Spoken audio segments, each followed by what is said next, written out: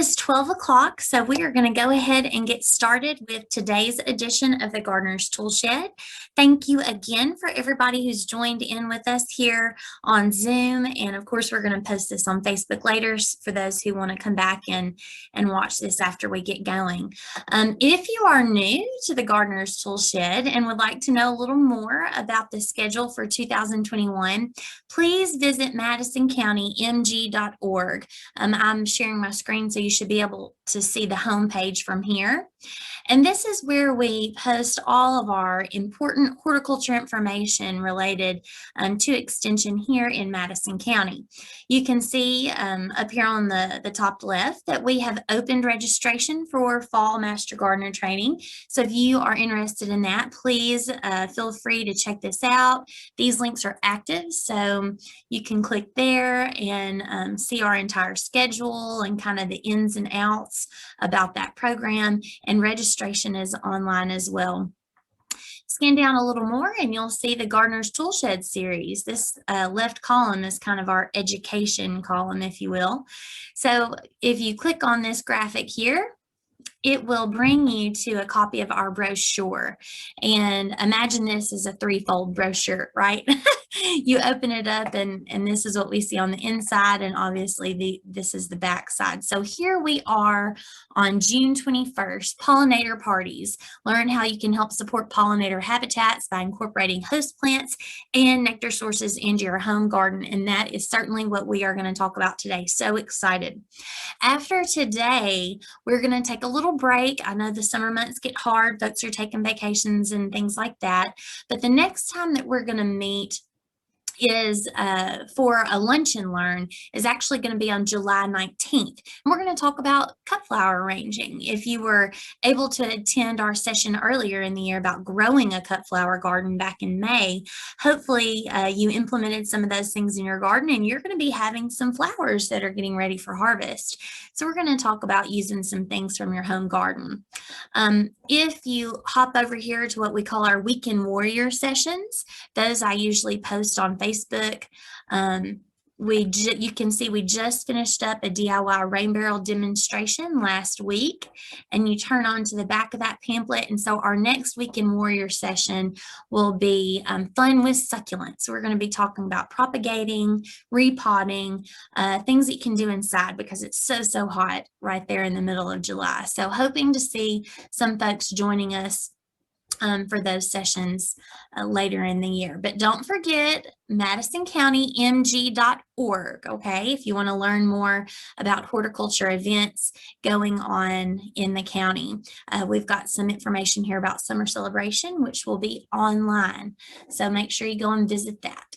Okay, so let's get on with our session for today. For those who are new, my name is Celeste Scott. I am the UT Extension Horticulture Agent here in Madison County, and I'm just so happy to be able to talk about pollinators and their plants. Sometimes we have classes where we focus on plants, and then other times where we focus on the insects. But today I've tried to kind of mesh those together. So we're going to talk about pollinators and their plants, and I've tried to incorporate as many of my pictures from my own garden and other garden adventures, if you will, in our presentation for today. And those that aren't mine have captions underneath so that you can know where those came from. So basically, I have 3 general tips for you that are going to help you be able to support pollinators in your home garden. We have, you need to provide nectar and host plants, obviously. That's kind of what we're going to focus on today. Also, water and shelter, okay? Bees need water. Butterflies need water, hummingbirds need water, they all need water. So we need to make sure that we're providing that. And sometimes the host plants that we're going to discuss can inadvertently provide shelter for some of these pollinators. So we'll get into that. And then finally, just avoid using insecticides. Sometimes it's hard. We have a pest insect that really needs to be controlled. I understand that.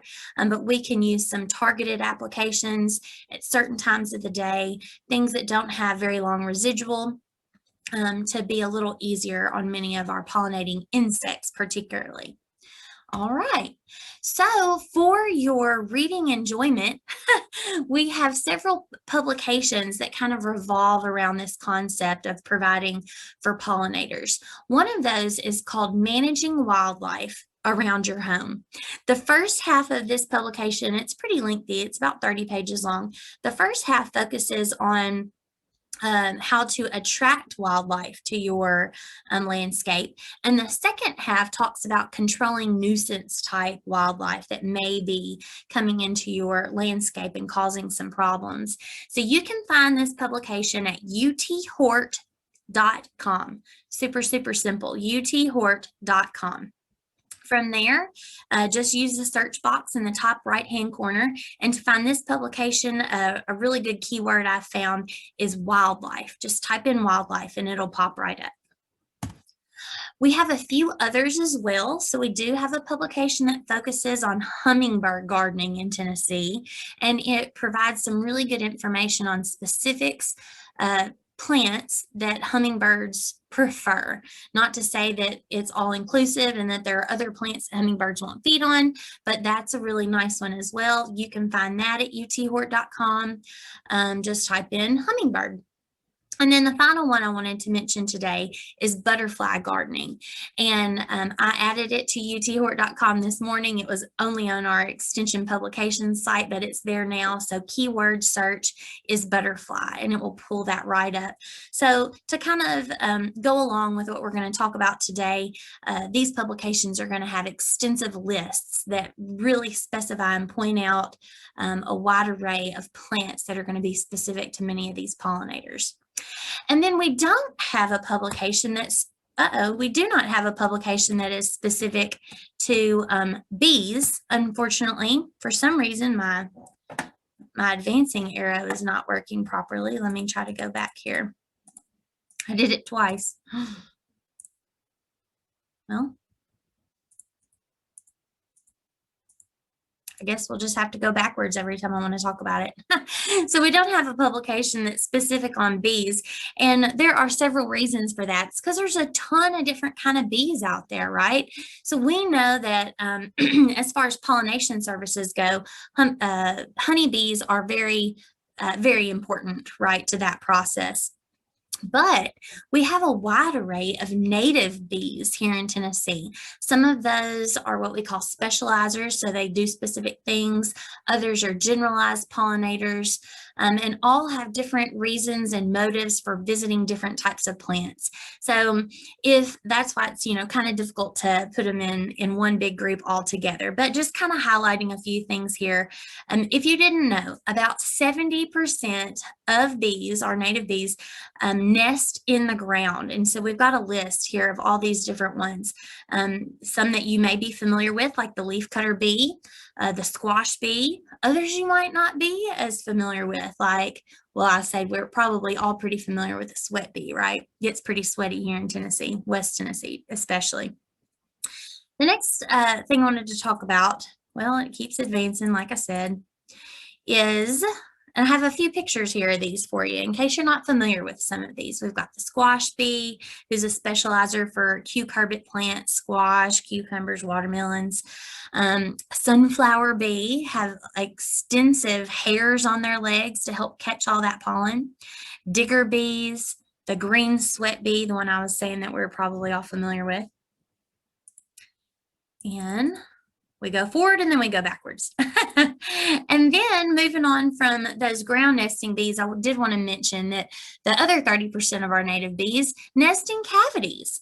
And mason bees, resin bees, carpenter bees, some leafcutter bees as well. So a wider range of native bees here in Tennessee, and I have some pictures of those as well. So I just thought this was a really cool picture to include. You can see how the leafcutter bee, when they're chewing those leaf parts off, use those to line these cavities where they are laying their larvae, essentially. Resin bees, you can see how they're using that resin to section off these areas where they're laying the pupa, which develop into larvae. And then the mason bee nests here, where they're using some of that frass from eating through that wood to help create these compartments. And then, of course, I want to highlight leaf cutting bees because I get lots of calls at the extension office where people are concerned. They say, well, my roses or my XYZ, whatever plant, has these really perfect, you know, holes on them, and they're all along the edge of the leaves. What should I do to control this? And I say, well, that's actually leaf cutter bee damage. And so in this particular instance, we wouldn't want to do anything to try to control that insect because they are providing some really good ecosystem services for us. So it's important to be able to recognize the symptomology of what that leaf cutter bee is doing. Here's a up close picture, and then this is another picture of a red bud tree. So they have a wide list of, well, maybe we'll call them host plants that they like to cut leaves from. Essentially, if a leaf is thin and pliable, they will be more targeted towards those types of leaves than they would, say, a fuzzy type leaf or a really thick leaf with a waxy coating, maybe like a magnolia. They would shy away from those. But roses, azaleas, red buds, these are things that we see quite often in the landscape affected by the leafcutter bee. So while I am not excellent at bee identification, we now know that there is such a wide array of native bees out there. And you're going to see that in these pictures to come, how I don't think that I have even one picture of a honeybee on any of these flowers that I'm going to show you. Not to say that they're not important. It's just that they weren't visiting on the days when I took these pictures. And I think it's evident that you'll be able to see how many types of different native bees we actually do have. So moving on from bees, there is even a wider window of pollinators out there in our ecosystems. So we have beetles, all different kinds of beetles aid in pollination services, whether they mean to or not. Some of them are just crawling around the plant and accidentally, rubbing on, getting the pollen on them and then transferring that to another part of the flower. But do not discount beetles. And you can see there's an ant there as well. Now they're probably there seeking out those nectar sources. When a nectary is maybe leaking from another pollinator feeding on it, they'll run up in there and get that sweet, sweet substance and inadvertently get pollen on them as well and transfer that around to other parts of the flower. So lots of important pollinators. I included this picture here. Well, actually, I want to go back and point out that the flower that we're looking at here, this is actually an Asclepias. This is what we call common milkweed. So not the Asclepias tuberosa that you see in this picture that is so beautiful and showy and that most people associate with the monarch butterfly. But both of these, the Asclepias is a host plant to the monarch. So both of these would be included in that grouping. And so I included this particular picture because I wanted to point out how you see that little lady beetle feeding on the middle of that open bloom there. And this is an Asian lady beetle. If you ever see a lady beetle that doesn't have dots, it's almost it's probably almost always going to be some type of Asian lady beetle. They come in all different forms, shapes, and sizes. But again, remember how I said those beetles and ants are aiding in pollination and helping. So let's be aware when we're finding insects on our plants that we need to positively identify them before we try to move forward with any kind of insect control measures. And then, who ever considered wasps? Most of the time we see wasps and we think danger, right? In reality, many of our native wasps are ground nesters and they're solitary. So they do not, congregate in masses and nests, like some of them do. This particular one, I know you can't tell from the angle, but it's a blue-winged wasp, and my picture where you could see it from the top was too fuzzy, so I didn't include it, but it is actually feeding on the nectary of a baptisia. So baptisia is a native plant that we see used often in the landscape. It's an early spring bloomer, so it's one of the first to start providing nectar sources for our pollinators. All right, so I mentioned that we do have some specializers, right? So I had found some really good pictures from Mississippi State Extension, and I just wanted to talk about the squash bee for a minute because it is one of those specializers. It focuses on pollinating plants from the cucurbit family, like I mentioned, squash, watermelon, zucchini, cantaloupe, cucumbers, all of those would fall into what we call the cucurbit family. And I thought these were really excellent photos. And another neat thing that I wanted to point out is that the males actually hang out inside the flowers. So they're all active super, super early in the morning within the first few hours of sunrise. And the male squash bee will dart between flowers looking for a female to mate with. And so that's really how they're so effective at pollinating, because they're visiting here, going to the next bloom, going to the next bloom, going to the next bloom. And then eventually they fall asleep inside the withered flowers, you know, when noontime comes. And the females are foraging at the flower parts, obviously, of the squash and pumpkins, et cetera, et cetera. So I just thought that was really neat. I wanted to show you all that. Sometimes the bee isn't the specializer. Sometimes the plant is the specializer, right? So this is our native passion flower. And you can tell the male parts on this flower. Let me see if I can turn on my little pointer thing here. Here we go. The male parts on these flowers that contain the pollen in the morning times are lowered, see, like right here.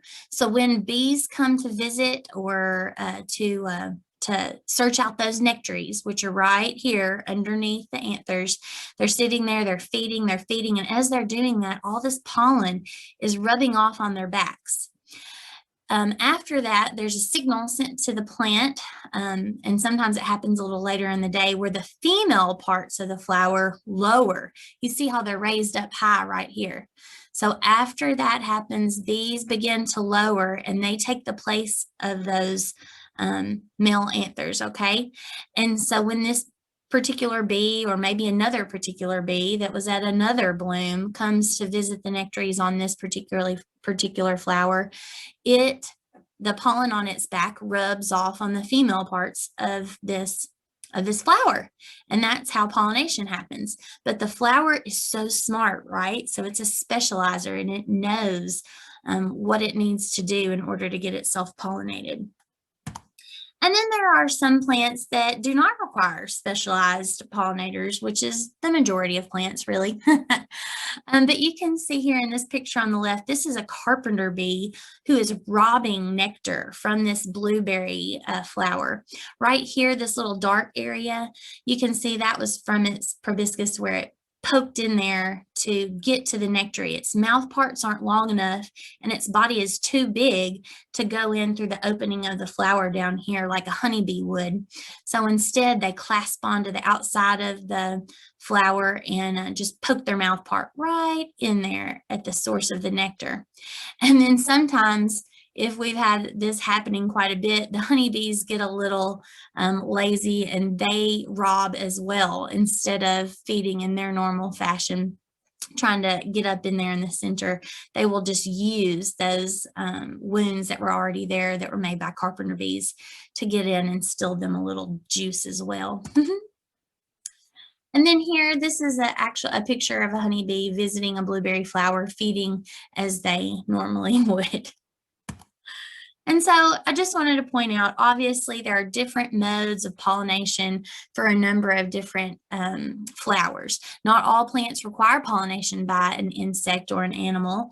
We can have pollination that occurs, see this blue line here, via wind. So we've got pollen from this bloom blowing over and landing on the female parts of this flower.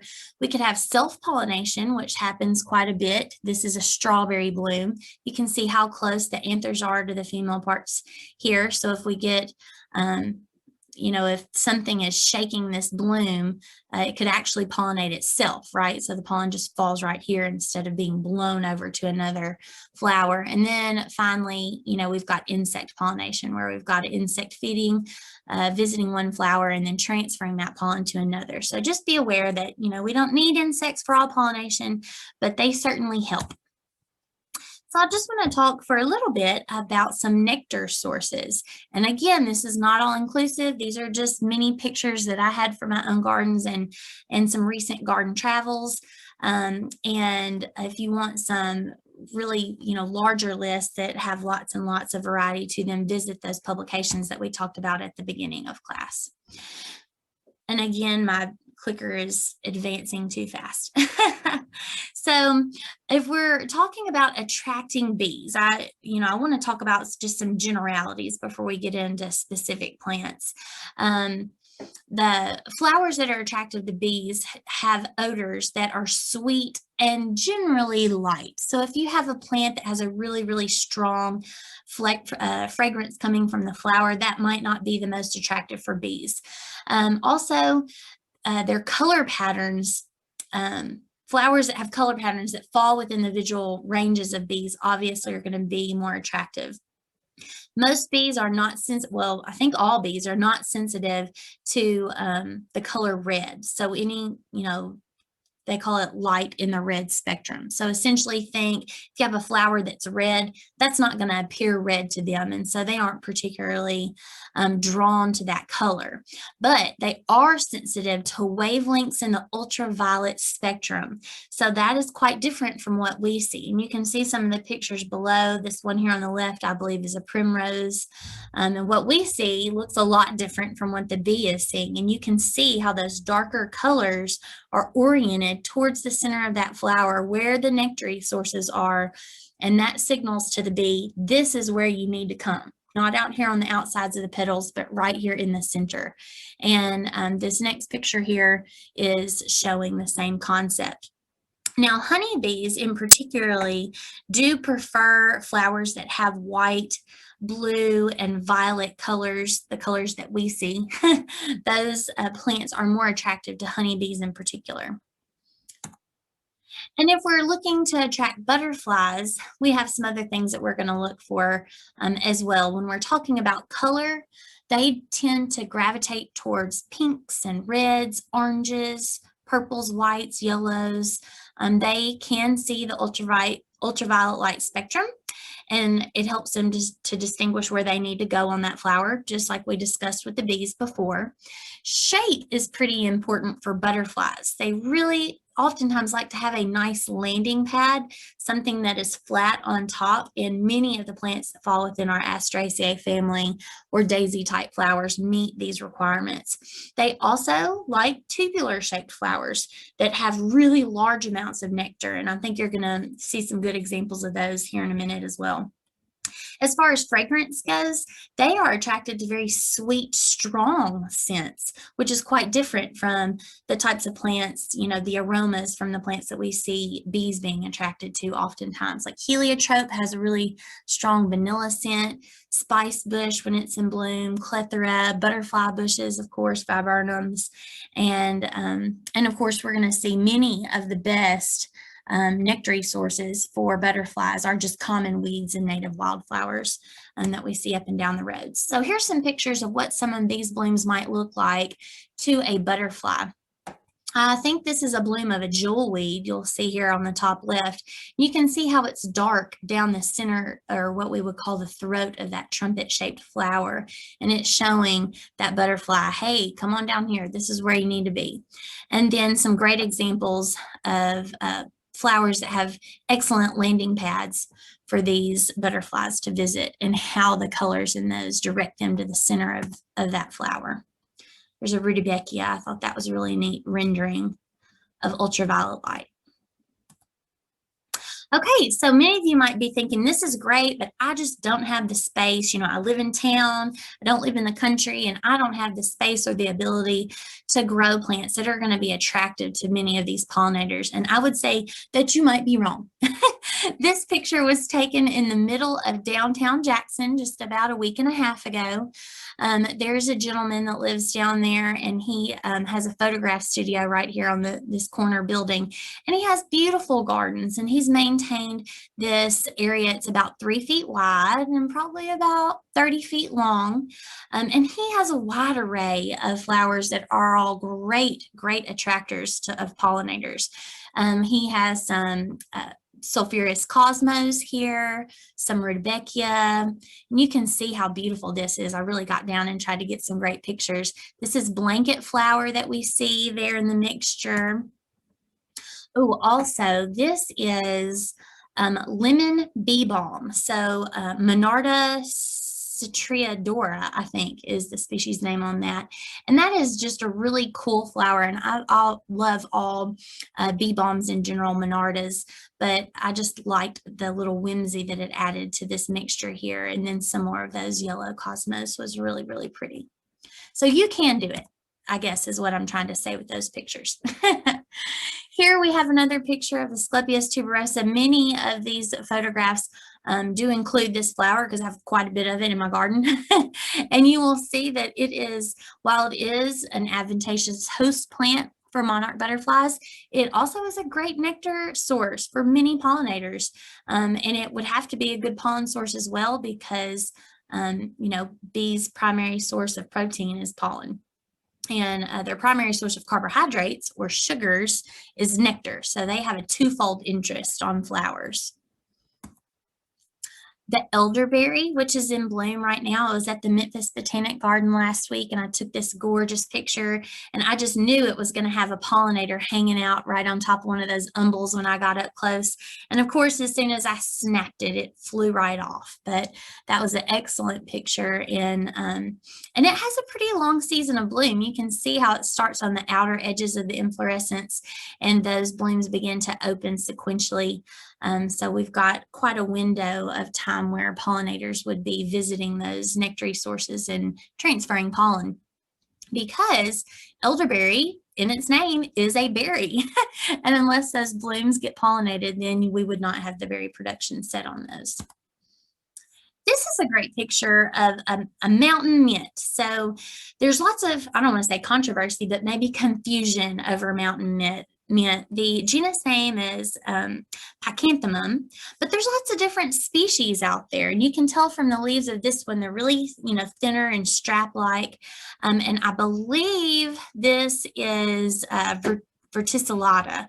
Now there's one other that a lot of people refer to as like the thin leaf mountain mint, and I haven't decided between the two species yet, but it's one or the other. And regardless of which it is, pollinators of all sorts flock to this plant. Not only bees and butterflies, but, well, you can see the number of bees on it here. This is a picture taken a little farther out. Bees are covering it. Here's another bee here. Oh, look at all of these bees up in here. We've got butterflies everywhere. Here's some, there's some, there's some, here's some. I also see very, very small, like syrphid flies, wasps, those blue-winged wasps and other ground nesting wasps flock to this plant. And while there are plenty of other plants that could provide the same things to these plants all around, that surround all around this Pachythymum, they go here first, and this plant stays covered. As long as it's in bloom, pollinators are at it. So if you want a plant that you know they won't be able to resist, please try that one out. You will love it.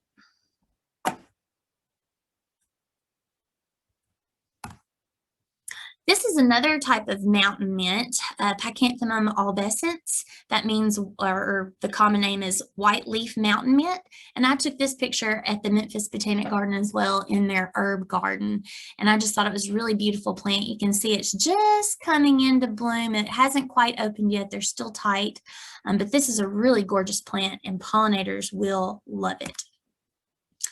This is a lavender from, you can see you've got bees here feeding on these flowers, and these flowers are tubular shaped if you look very closely. So we may not see, you know, as many butterflies coming towards this plant because they don't have a good place to land to feed on those tubular flowers as compared to that Asclepias, which we'll see in a minute. It has a good landing site and tubular flowers, so a good combination for them.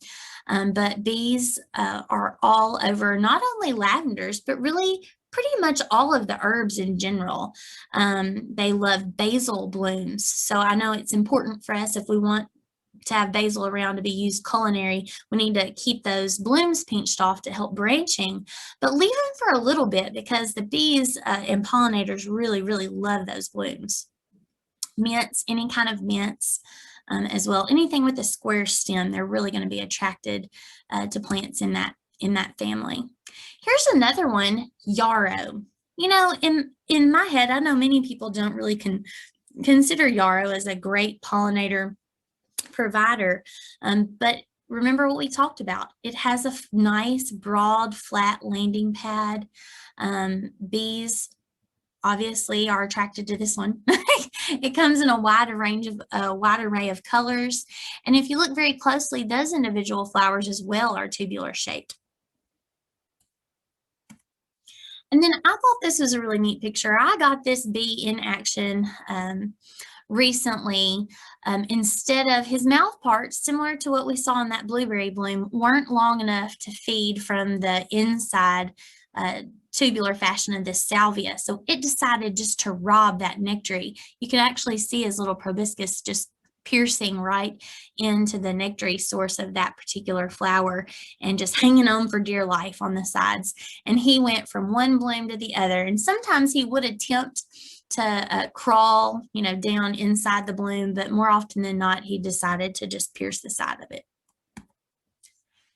And you know, many people don't really consider hydrangea as a plant that would be providing many ecosystem services to our pollinators.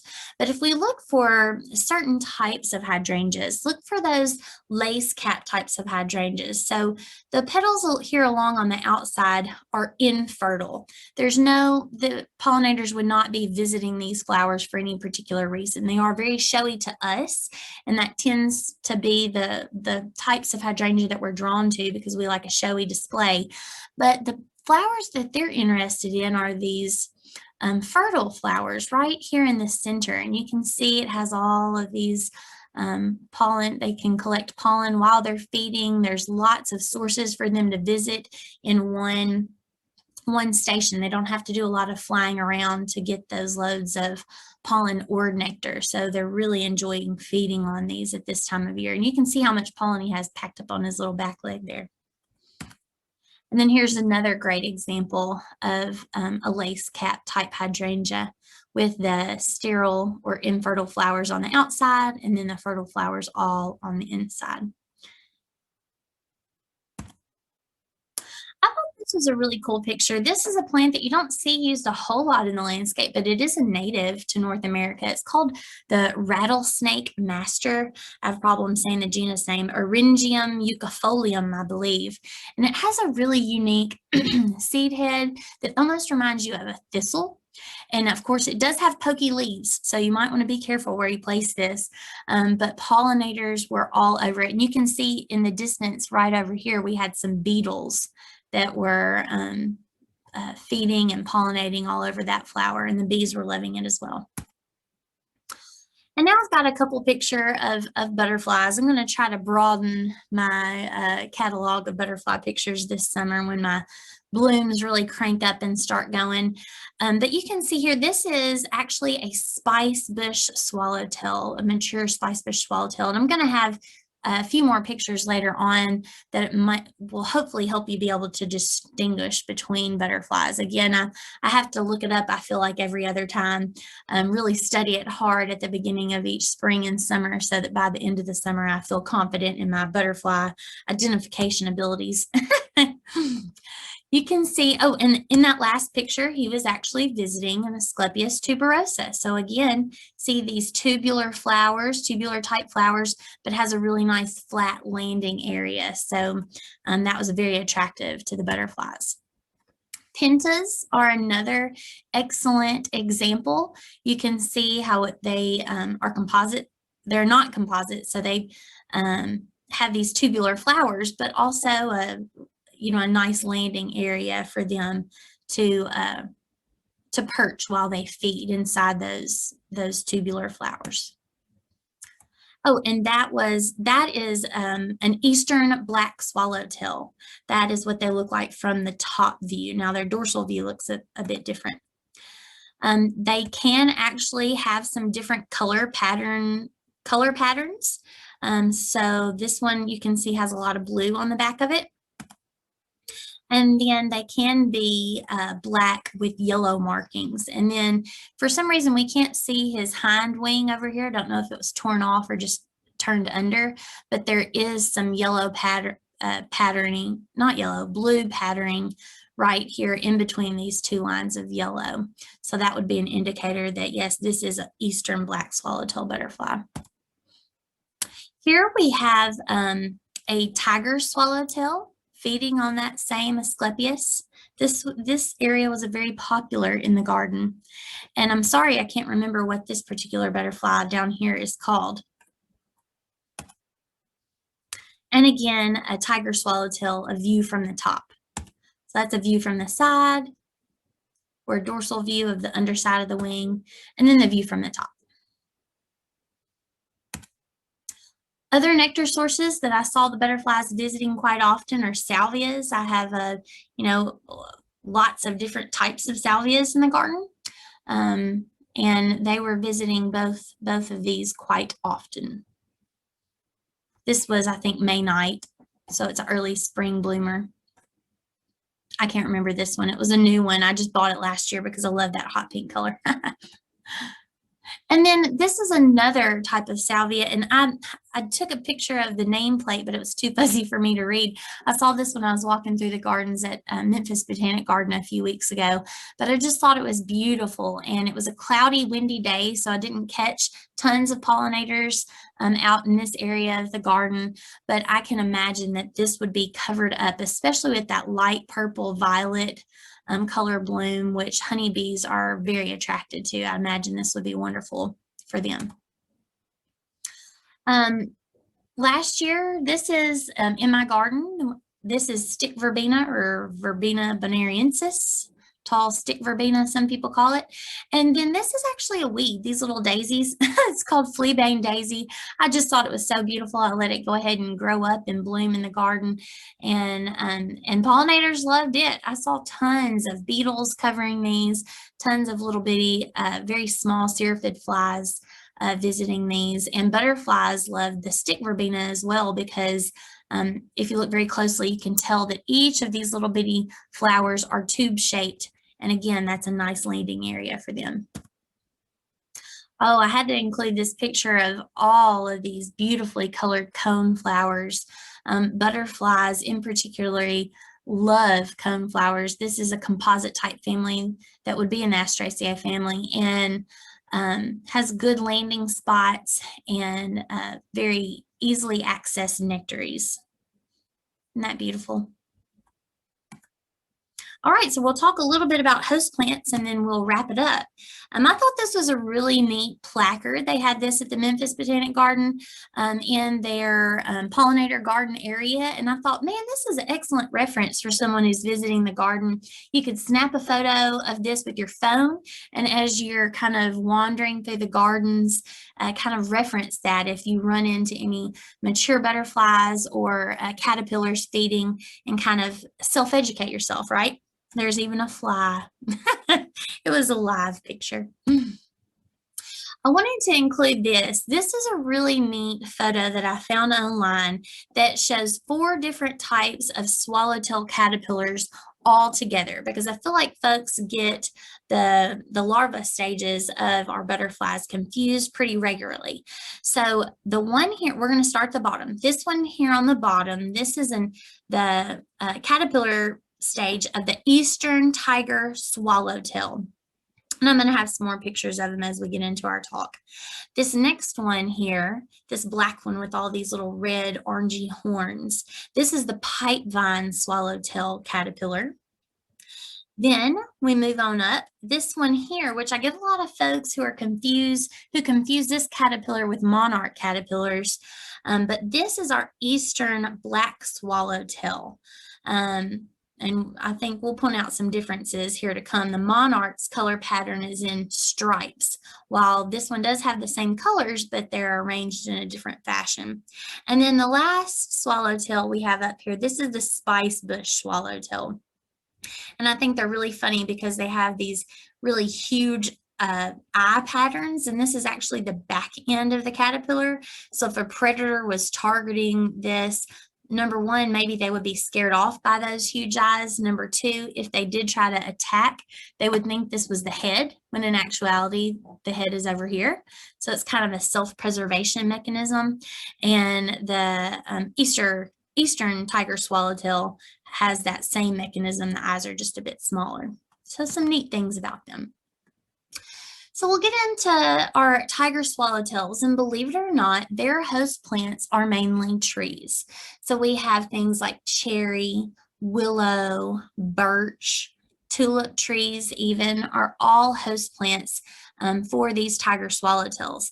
And I must have a lot of this around where I live, because I feel like probably 50% of the adult butterflies that I see visiting my flowers for nectar are tiger swallowtails. So the males and females of this particular butterfly, and we'll see this in many butterflies, can vary. Their colors and patterns can vary quite a bit. So the male is typically solid yellow, well, yellow and black, that is, and the female can be yellow or black, and usually has this blue band here along this bottom black stripe. And then here's an up-close picture of its caterpillar. Remember how we talked about those eye patterns there? If you found one of these and like rubbed on its back, it would shoot up these little horns right here from this kind of orangey gelatinous area. And that is meant to scare predators off, and it actually has some kind of irritant in it as well. So if a predator touched it, hopefully it would let it go because it didn't like the way that felt. So some neat defense mechanisms. We'll talk about the eastern swallowtail for just a little bit here. Some differentiations between the two. The female has blue on it. So you can see from this top view right here, we've got some of this blue patterning right here. The females have blue, the males do not. So this would be a good picture up here, or you can see a female on top compared to a male on the bottom. So it can be a little confusing. You might think that there are two different types of butterflies, but really one is the female and one is the male. And the female obviously tends to be a bit more showy. The host plants for our eastern black swallowtails are really anything in the carrot family. So we're talking about dills, fennel, parsley, Queen Anne's lace, rue even. These are all important host plants for our eastern black swallowtail. So while it might look weedy growing over on there on the ditch side, you might want to reconsider leaving those Queen Anne's lace for some safety and host plant accessibility for the eastern black swallowtail. Here's a picture of its caterpillar. I showed it at the beginning, but these were some just feeding on some dill that I had in the garden last year. You could see the seed had already fallen, and it was beginning to, we were getting late in the summer, so it was beginning to lose much of his foliage as well, but that did not stop this little guy. He just continued to eat until it was all gone. And I took this picture last year at the UT Gardens here in Jackson, and they were all over this fennel. And you can see just munching away on it. And I thought that was a really cool picture with the ornamental peppers in the background. So plant plenty of fennel, dill, cilantro, parsley, just plant a mixture of it in different areas of the garden, and I promise that you will have lots and lots of caterpillars. Our spicebush swallowtail is pretty unique. It has a few host plants. Jewelweed and spicebush primarily would be the host plant that we would find this on. You can see here it's got mainly a blue pattern on the tops of the wings, but when it folds those wings up, we see a lot of the orange and blue mixed together. So like 2 rows of orange with a little blue right there in the middle. And I see this particular butterfly feeding in my garden as well on a regular basis. And it has a really neat, remember we talked about its defense mechanisms, has a really cool eye pattern here. Here's the spice bush in the fall. It turns a really vibrant yellow kind of color. So that would be a beautiful addition to the landscape if you don't have one. They're a little hard to find, but still would be really cool. And they're native, obviously. And then jewelweed, which is, you know, you can see it all over in East Tennessee when you get up into the mountains. I've actually have seen it in a few spots here in West Tennessee on like wet areas, so like ditches, hollows, things like that. So it needs to have a particular environment to thrive. And then we'll move on and talk a little bit about the pipe vine swallowtail, or the host plant for this particular swallowtail is the Dutchman's pipe vine. I do have a picture of it right over here. Oh, and before we go there, I just wanted to point out that this is like an opposite color pattern from our spice bush swallowtail. So spice bush, she has orange dots with a blue in the middle, while as a pipe vine swallowtail has blue bands with orange dots in the middle that are outlined in black. So that can be a little confusing too. But here's a really cool picture. This is a variegated Dutchman's pipe vine. And if you look really closely, you can see the very strangely shaped blooms. It's supposed to look like a little pipe. Oh, here's one of them that it's fallen on the ground. I didn't even notice that when I included this picture. And then here are the caterpillars just in different stages, right? So they're teeny tiny when they first begin feeding, and as they feed, they grow and grow and grow, right? Everybody knows that caterpillar book. And then we'll move on and talk a little bit about monarchs. So I hope most of you know that milkweeds, or the genus Asclepias, is the host plant for our monarch butterfly. However, they, rely on a variety of different plants for nectar sources, especially when we get later into the season. You can see this is a goldenrod here. I'm not sure what that might be an ironweed possibly. And you can see here our monarch caterpillar has those same color patterns as the eastern black swallowtail. It's got yellows and can look green sometimes, and white and black, but their patterns are all in stripes. And I believe this is one on the top of a swamp milkweed, which is an even different species than the ones I've shown you already. And this is the one I showed you in the very beginning when we had the beetles crawling on those blooms. This is kind of further out picture. I realize it's not great quality, but that would be your common milkweed. And then, of course, Asclepias tuberosa, which comes in beautiful, vibrant colors, dark orange, and then shades between that and yellow. Then the sulfur butterfly, I know that you've probably seen this a lot in your gardens, especially if you grow zinnias for cut flowers. They flock to zinnias and cosmos. They really love those composite type flowers. And host plants for its larvae would be wild sienna, sicklepod, and partridge pea. And you might be thinking, well, I don't know what any of those are or where you might get them. I bet you're more familiar with them than you think you are. This is partridge pea. Right, or some people might call this a sicklepod, but it's, grows on roadsides and ditches and wild areas like that. You can see my little nail there. And as these yellow flowers mature, they turn into these seed pods here. So it's a legume, and you can tell from its leaf shape there that it is indeed a legume. And a really neat looking larva here. Just thought I'd include that picture in case you ever ran across one. The Gulf fritillary, I see it quite often in the garden as well, and I thought it was neat to include here because its host plant is the passion flower, and the passion flower is actually our state wildflower here in Tennessee. So I thought that was worth a mention. It is a beautiful little butterfly.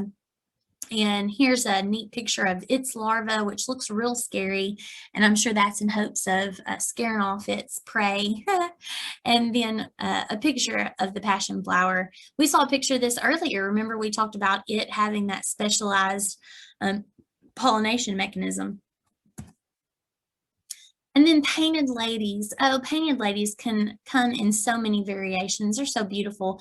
The dorsal view of their wings really exposes a lot of color, some reds and oranges and blues mixed in. But when you look at them from the top, they do look very plain with just a little, tannish yellow color, blacks and creams. But what a beautiful little butterfly that is. And some of its main hosts, well, actually it has more than 100 host plants. It's not a specializer like the monarch butterfly is, but it enjoys a wide array of plants, including asteraceae. Thistles would fall into that family. Anything in the Malvaceae family, like hollyhocks, musk mallow, rose mallow, swamp mallows, and then all different types of legumes. So that's a great, has lots of host plant sources. There's a quick picture of its larva, and then a picture of that musk mallow, which you might, encounter in roadsides, ditches, natural areas. Then I think the last one we're going to talk about is the viceroy. And I really love this butterfly. He's so cute, but I have lots of people who mistaken him for the monarch. And I will have to say that, at first glance, they do look pretty similar to one another. But a quick way to differentiate is that the viceroy has this black line that comes down through the orange region on its hind wings, and the monarch butterfly does not have that. Also, if you'll notice, the viceroy has 2 bands of white dots that line its wings, and the monarch only has 1 line of white dots. And there's a cool picture of its larva. Its defense mechanism is to look like bird poop. So if it looks like bird poop, then nothing wants to eat it. So that is its method to the madness there. All right, and that's all I have for y'all today. So I hope you've enjoyed it. Again, if you want a more detailed list of plant recommendations, be sure to visit those publications we talked about at the beginning of the session. And I hope to see you back at the Gardener's Tool Shed in July. Bye.